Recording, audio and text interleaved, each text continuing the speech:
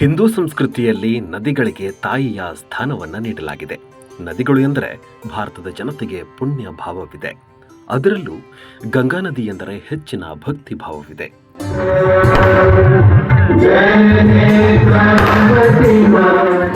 ಗಂಗಾ ನದಿಗೆ ಗಂಗಾರತಿ ಮಾಡುವ ಮೂಲಕ ಭಕ್ತಿಯನ್ನ ನದಿಗೆ ಸಮರ್ಪಿಸುತ್ತಾರೆ.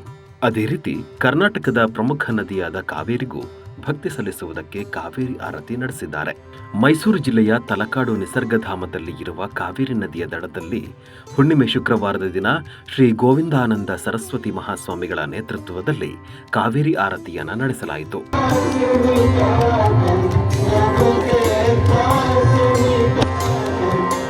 ಕಾವೇರಿ ನದಿಯ ದಡದಲ್ಲಿ ವೇದಿಕೆಯನ್ನ ಸಿದ್ಧ ಮಾಡಿ 7 ಜನ ಪುರೋಹಿತರು ಗಂಧದ ಕಡ್ಡಿ ಆರತಿ, ಧೂಪದ ಆರತಿ ಹಾಗೂ ಬೃಹತ್ ದೀಪಗಳಿಂದ ಕಾವೇರಿಗೆ ಆರತಿಯನ್ನ ಬೆಳಗಿಸಲಾಯಿತು. ಸಂಜೆ 7 ಗಂಟೆಯಿಂದ 8 ಗಂಟೆವರೆಗೆ ಆರತಿಯನ್ನ ನಡೆಸಲಾಯಿತು. ಕಾವೇರಿ ಆರತಿಯನ್ನ ಕಣ್ತುಂಬಿಕೊಳ್ಳುವುದಕ್ಕೆ ಸಾವಿರಾರು ಸಂಖ್ಯೆಯಲ್ಲಿ ಭಕ್ತರು ಆಗಮಿಸಿದ್ದರು. 4 ವರ್ಷಗಳಿಂದ ನಾವು ಕಾವೇರಿ ಆರತಿಯನ್ನು ಮಾಡ್ಕೊಂಡು ಬರ್ತಾ ಇದ್ದೀವಿ.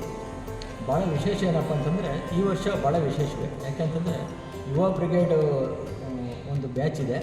ಅವರು ಟಿ ನರಸೀಪುರದಲ್ಲಿ ಮತ್ತು ನಂಜನಗೂಡಿನಲ್ಲಿ ಆರತಿಯನ್ನು ಮಾಡ್ತಾಯಿದ್ರು. ಅವರನ್ನು ಮುಂದಿಟ್ಕೊಂಡು ಅವರ ಮುಖಾಂತರವಾಗಿ ಕಾಶಿಯಲ್ಲಿ ಯಾವ ರೀತಿ ಆರತಿ ಮಾಡ್ತಾರೆ ಅದೇ ರೀತಿಯಾಗಿ ನಮ್ಮ ತಲಕಾಡಿನಲ್ಲೂ ಕೂಡ ಕಾವೇರಿ ಆರತಿ ಮಾಡೋಣ ಅಂಥೇಳಿ ನಾವೆಲ್ಲ ನಿರ್ಧಾರ ಮಾಡಿ ಅವರನ್ನು ಕರೆಸಿ ಅವ್ರ ಜೊತೆಯಲ್ಲಿ ಒಂದು ಸ್ಟೇಜನ್ನು ಹಾಕಿಸ್ತಾ ಇದ್ದೀವಿ. ಈಗ ಸ್ಟೇಜೆಲ್ಲ ಹಾಕಿ ಎಲ್ಲರೂ ಸೇರ್ಕೊಂಡು ಮಾಡ್ತಾಯಿದ್ದೀವಿ. ಇಡೀ ಊರಿನವರೆಲ್ಲ ಸೇರಿದ್ದಾರೆ. ಈ ವರ್ಷ ಭಾಳ ವಿಶೇಷ. ಯಾಕಂದರೆ ಇಡೀ ಊರಿನವ್ರು ಸೇರಿದ್ದು ಇದೇ ಫಸ್ಟು. ಪ್ರತಿ ವರ್ಷ ಎಲ್ಲ ನಾವೇ ಮಾಡ್ತಾಯಿದ್ವಿ. ಈ ಸರಿ ಊರಿನವರೆಲ್ಲ ಸೇರಿಕೊಂಡು ಭಾಳ ಅದ್ದೂರಿಯಾಗಿ ಮಾಡೋಣ ಅಂಥೇಳಿ ತೀರ್ಮಾನ ಮಾಡಿದ್ದಾರೆ. ಅದೇ ರೀತಿಯಾಗಿ ಕಾವೇರಿ ಆರತಿಯನ್ನು ಮಾಡ್ತಾಯಿದ್ದೀವಿ.